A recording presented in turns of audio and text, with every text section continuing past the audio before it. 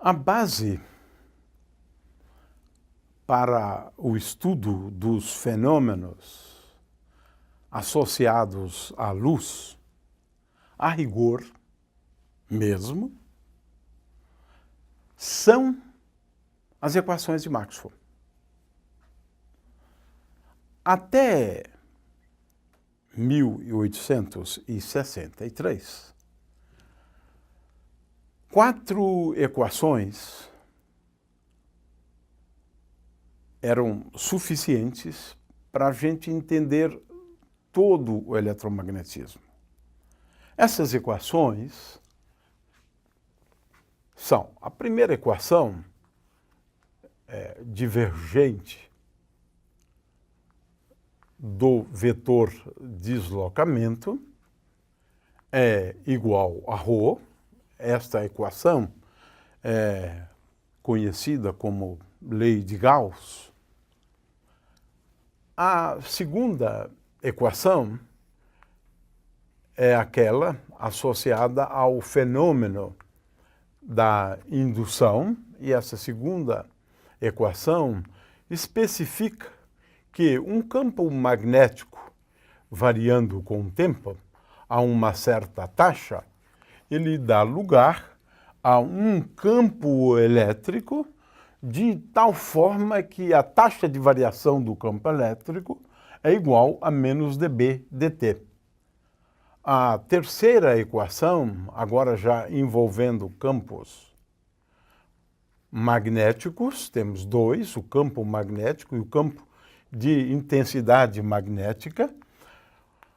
O divergente do campo magnético é igual a zero, essa é uma lei fundamental do eletromagnetismo, e até Maxwell temos aqui uma outra equação que é rotacional do campo intensidade magnética é igual a J. Até Maxwell. Maxwell percebeu que havia alguma coisa de errado com esta última equação aqui, com esta última equação. Para a gente entender o que existe de errado em relação a essa equação, a gente deve tomar o divergente do lado esquerdo e o divergente do lado direito dessa equação. Foi isso que Maxwell fez e percebeu que há um problema aqui. Ora, qual é o problema? Quando a gente toma o divergente do rotacional, e pode ser um campo qualquer, mas no caso aqui eu tenho o campo intensidade magnética, então o divergente do rotacional, de acordo com essa equação, é igual a divergente, claro, eu tomei o divergente de um lado e agora tomo o divergente do outro lado, divergente de J. Ora, o que existe de errado com essa equação é que, tomando o divergente do rotacional de um campo qualquer é igual a zero. Portanto, eu concluo que divergente de J é igual a zero. Ora, mas aqui nós temos um problema. E esse problema diz respeito à conservação da carga elétrica. Porque a equação que descreve a conservação, esse que é o ponto mais importante aqui, né? É que a gente precisa se preocupar com as leis de conservação. No caso, uma lei que exprima ou que represente a conservação da carga elétrica. Não é essa a equação que descreve a conservação da carga elétrica. Não é essa. Então, essa equação é inconsistente com a conservação da carga elétrica. Por quê? A conservação da carga elétrica ela é descrita por essa equação aqui, divergente de J, mais dρ dt é igual a zero. Ora, esta equação aqui é uma exigência do princípio da conservação da carga elétrica. Então, Maxwell percebeu que esta equação, ela não é compatível com a conservação da carga elétrica. Então, o Maxwell decidiu adicionar um termo a esta equação aqui. Se eu adicionar um termo a esta equação, um termo adequado, eu vou obter a conservação da carga elétrica. O que Maxwell fez? Ele disse, para essas equações serem consistentes com o princípio da conservação da carga elétrica, eu devo acrescentar mais um termo. Como aqui eu tenho uma corrente, uma densidade de corrente elétrica, esse termo muitas vezes é conhecido como corrente de deslocamento. Ou seja, Maxwell acrescentou aqui um termo, dt. Aqui está. Esta foi a grande contribuição de Maxwell. É curioso porque eu acrescento um termo a uma equação e muda tudo. Graças a esse termo, a gente pode mostrar que, de fato, as equações de Maxwell modificadas levam à existência de ondas eletromagnéticas.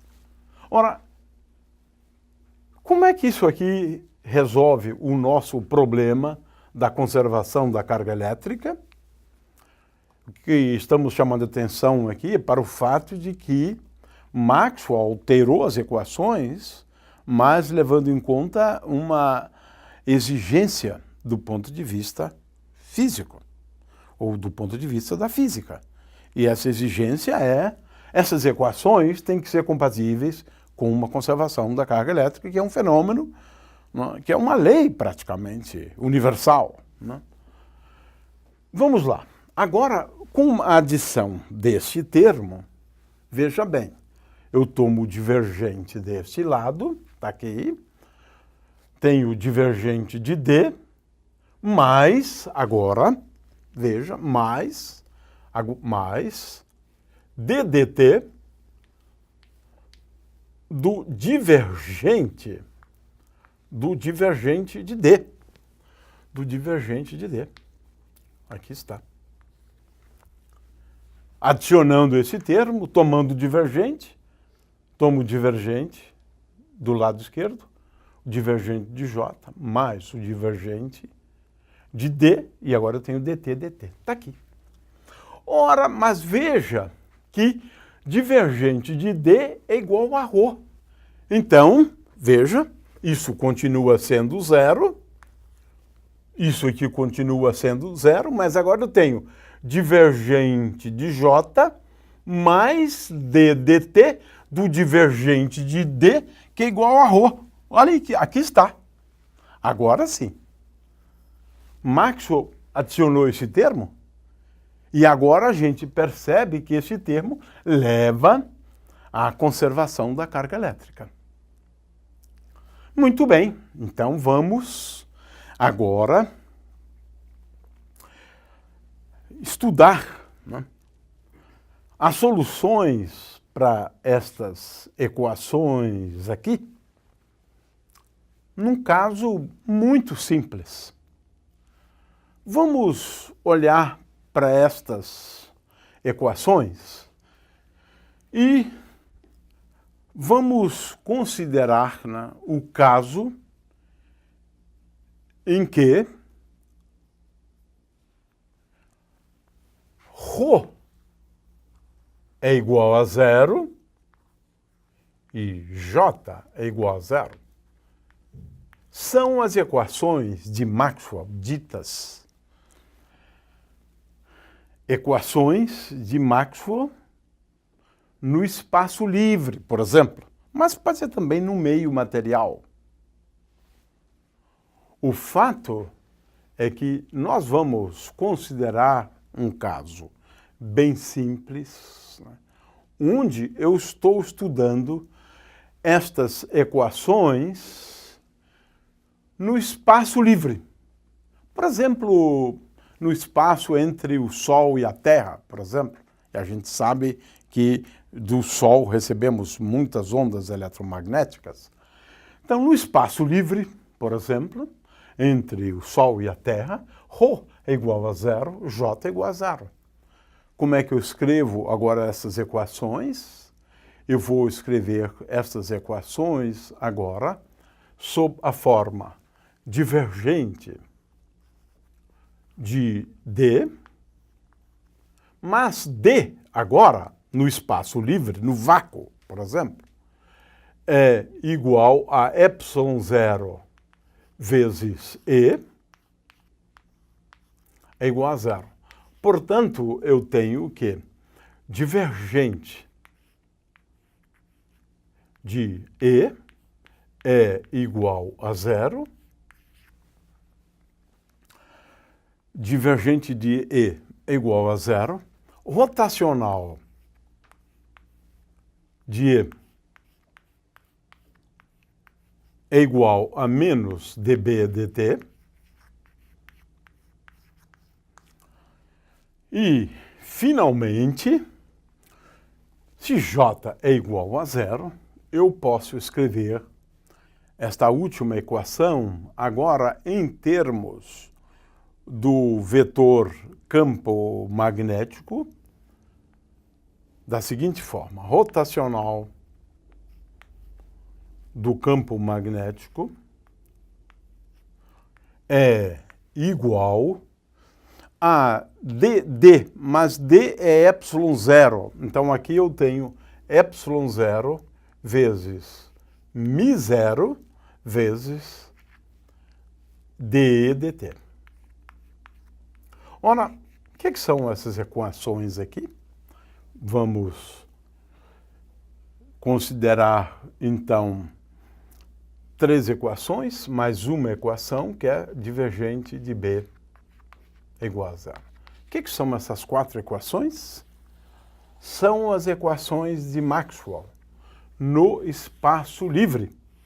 De forma que, na ausência de uma distribuição de cargas e na ausência de cargas em movimento, essas são as equações que regem todo o eletromagnetismo.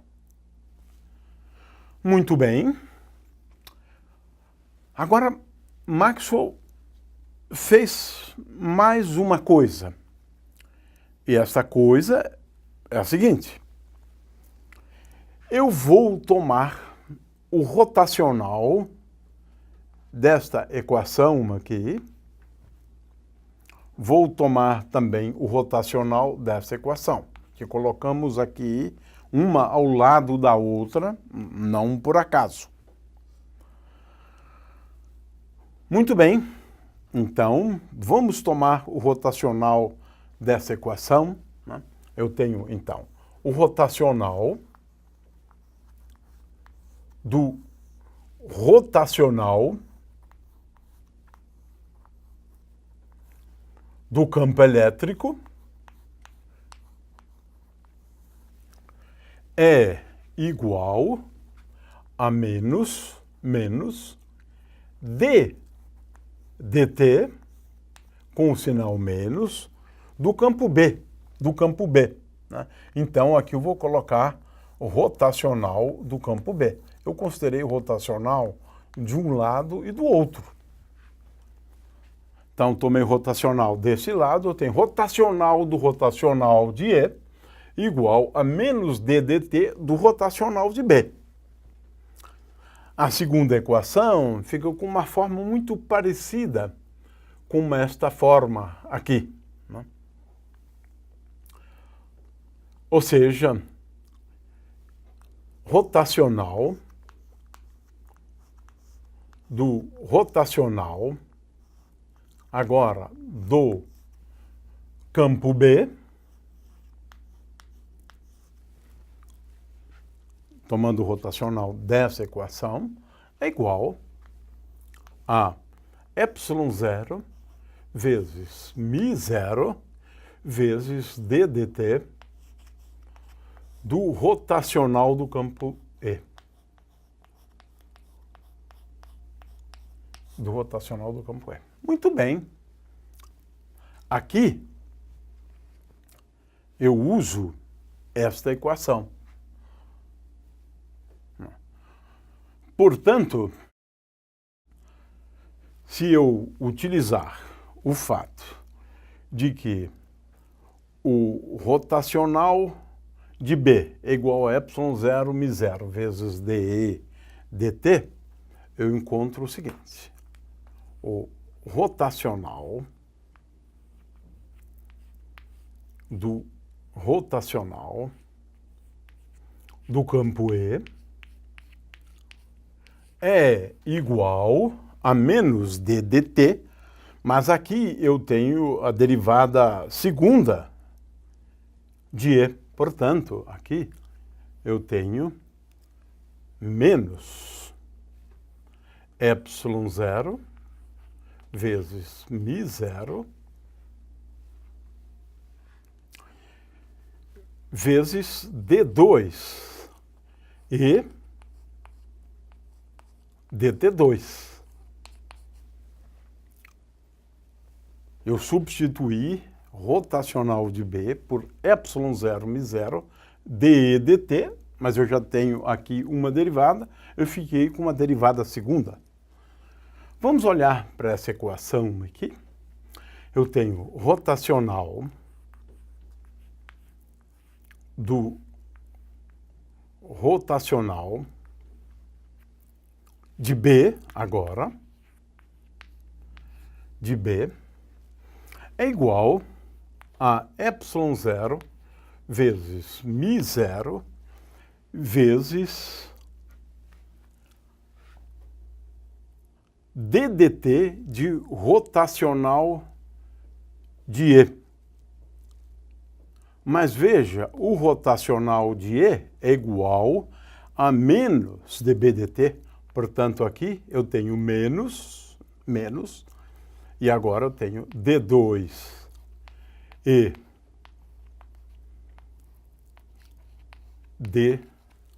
dt2. Aqui estão as equações, mas agora eu vou fazer uso de uma identidade envolvendo rotacional do rotacional de uma grandeza vetorial. Esta propriedade é a seguinte: o rotacional, e aqui vale para qualquer grandeza vetorial, essa é uma propriedade bastante geral. O rotacional do rotacional de uma grandeza vetorial qualquer, né, pode ser V, aqui é um vetor, uma grandeza vetorial que depende de x, y, z. É um campo, portanto, um campo vetorial, né? Para um campo vetorial qualquer, nós podemos escrever esta expressão como sendo dado pelo gradiente do divergente dessa grandeza vetorial V,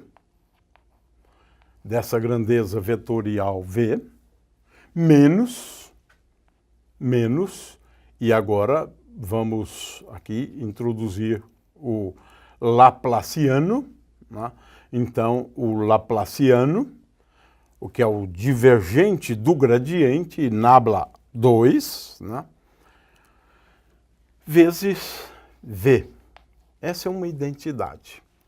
Vamos utilizar essa identidade aqui e veja-se que quando eu colocar E aqui vai aparecer divergente de E, mas divergente de E é igual a zero. Quando eu fizer a mesma coisa para B, aqui vai aparecer divergente de B, mas divergente de B é igual a zero. Consequentemente, né,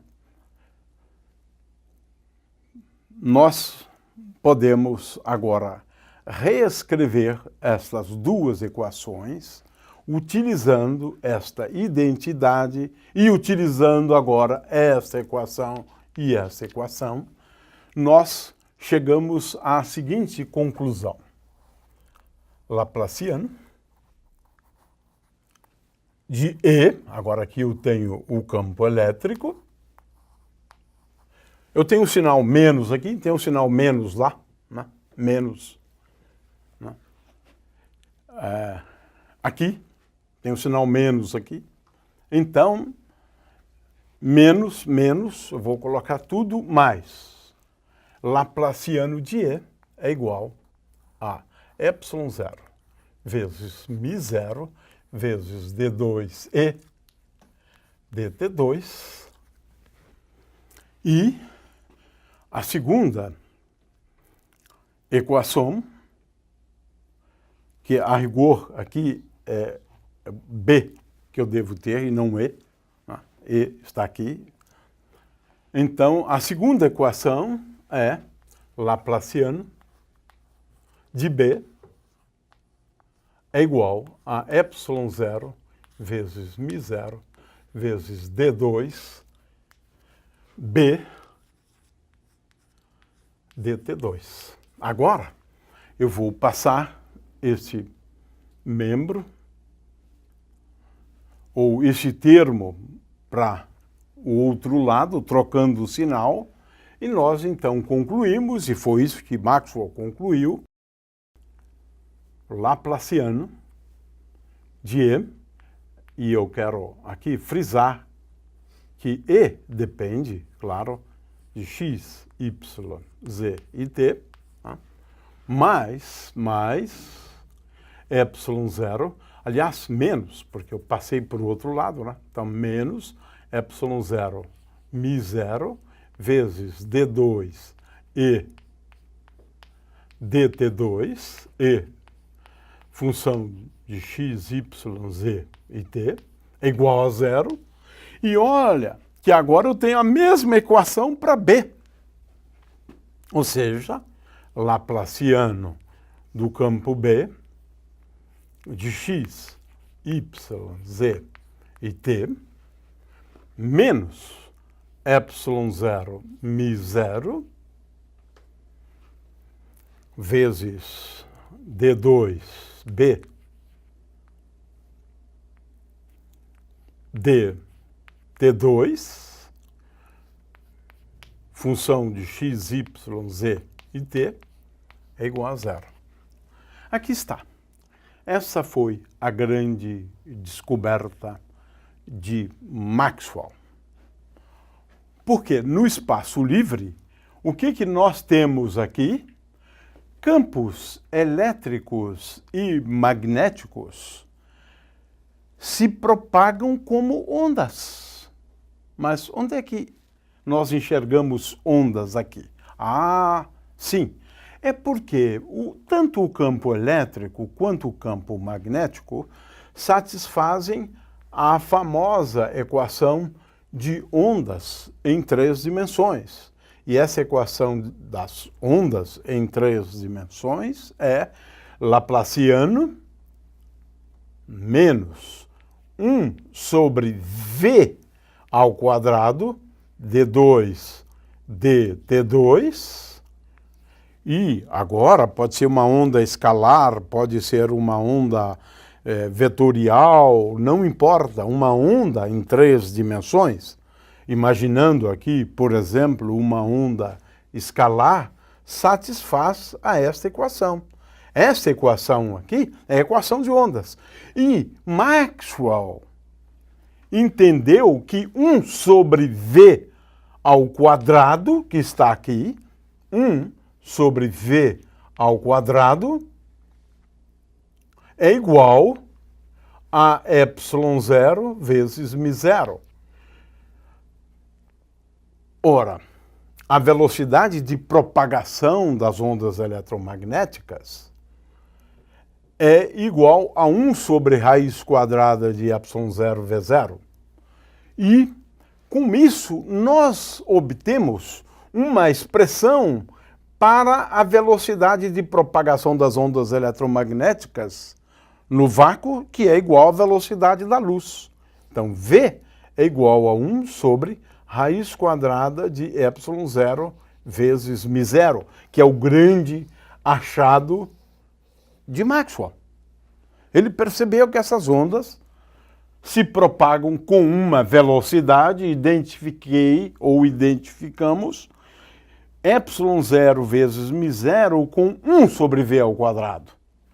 Então, a velocidade de propagação das ondas eletromagnéticas é 1 sobre raiz quadrada de ε0 μ0. Com isso, eu tenho uma expressão para a velocidade da luz a partir de constantes extraídas do eletromagnetismo. Não é só a velocidade da luz, é a velocidade das ondas eletromagnéticas de uma maneira geral. O fato é que, eis a grande descoberta de Maxwell. No vácuo, nós podemos encontrar soluções para os campos elétricos e magnéticos, soluções estas que descrevem ondas. O que se propaga numa onda eletromagnética são os campos E e B. É isso que nós encontramos aqui. É isso que nós encontramos. É isso que Maxwell também encontrou. E com isso, ele foi capaz de determinar a velocidade da luz a partir de constantes típicas do eletromagnetismo.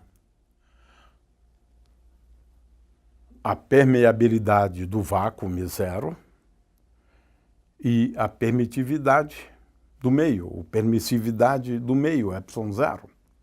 O fato é que esse foi o grande avanço do conhecimento a partir daquele termo adicionado por Maxwell. Porque acabamos de deduzir que, de fato, a teoria do eletromagnetismo prevê que no espaço livre você tem ondas que se propagam. Essas ondas são ondas compostas por campos.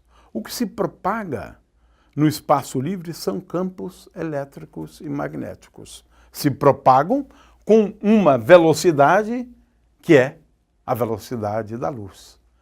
E essa é a velocidade de propagação de todas as ondas eletromagnéticas. Sabemos hoje que luz é apenas uma parte do espectro eletromagnético. Mas isso é assunto para uma outra aula.